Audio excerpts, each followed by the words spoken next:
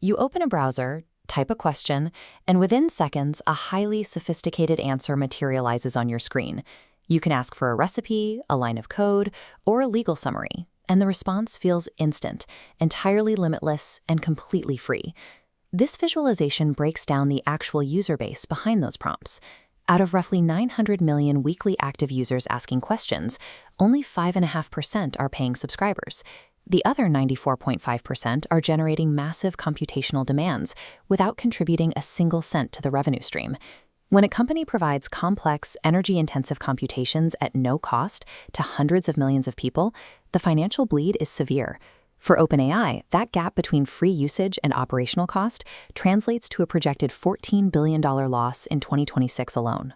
Looking further down the calendar, internal projections suggest the company could accumulate anywhere from $44 to $115 billion in total losses by the end of the decade, long before they anticipate ever turning a profit. Building software usually gets cheaper the more people use it. You write the code once, and the cost to add one more user is effectively zero. But generative models do not work like traditional applications.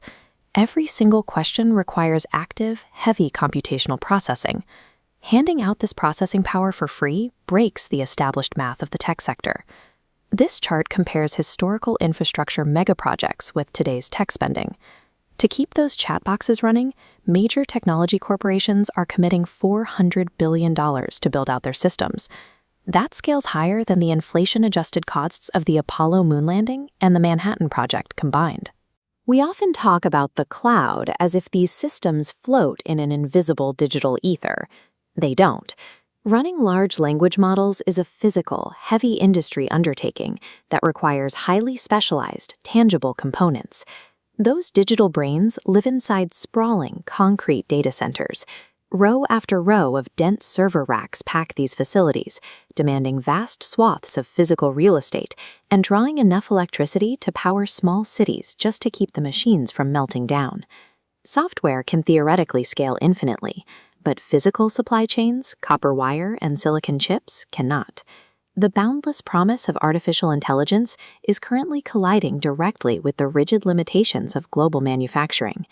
To process human language, these data centers rely heavily on graphics processing units, or GPUs. These are specialized chips designed to handle many complex calculations simultaneously, and they are the undisputed engines of the modern tech boom. This diagram illustrates what engineers call the memory bottleneck. A GPU is incredibly fast, but it can only calculate as quickly as data is fed into it. To operate at peak efficiency, these chips require a very specific, ultra-fast type of video memory called high-bandwidth memory, which has rapidly become the most expensive component in the entire manufacturing process. Because high-bandwidth memory commands massive price premiums, global semiconductor manufacturers are actively redesigning their factory floors. They are shifting their finite production lines away from standard tech components to chase the higher profit margins of AI-grade memory. There is only so much silicon output to go around. When a massive fabrication plant prioritizes enterprise chips for data centers, the production of standard RAM used in desktop PCs, laptops, and everyday consumer electronics takes a massive hit. The server racks in a distant data center are competing for the exact same raw materials as your personal computer. An infrastructure shortage at the enterprise level ripples directly down the supply chain, forcing up the price of consumer hardware worldwide. You can see this supply starvation clearly when you walk into a store looking for PC parts. The retail market for high-end consumer graphics cards has been completely squeezed by the reallocation of factory output. Take the flagship RTX 5090 graphics card. It originally launched with a recommended price of about $2,000. Today, because of structural memory shortages, consumers are finding retail listings pushed as high as $5,000. This chart compares the billions spent on infrastructure with actual corporate profits. Despite the massive physical costs being absorbed by the market, enterprise surveys reveal that only 15% of corporate decision-makers report actual, measurable earnings gains from their AI investments. This phase diagram maps a speculative growth equilibrium. The upper line shows elevated valuations staying above replacement costs, sustained by belief in future productivity. But looking at the red trajectory, fragility is obvious. A loss of confidence pulls the market down a self-fulfilling crash path. The invisible, frictionless software you use for free is built on top of a highly speculative financial gamble. And while the major tech firms wait for those investments to pay off, the intense competition for physical manufacturing is passing the actual costs directly to you. When valuations finally start to cool off, it doesn't necessarily mean the entire sector is collapsing. Current market corrections act more like a financial pruning. It is a healthy mechanism that separates highly speculative companies from those with viable products, rather than a total systemic failure of the industry. Technology cycles typically follow a clear pattern.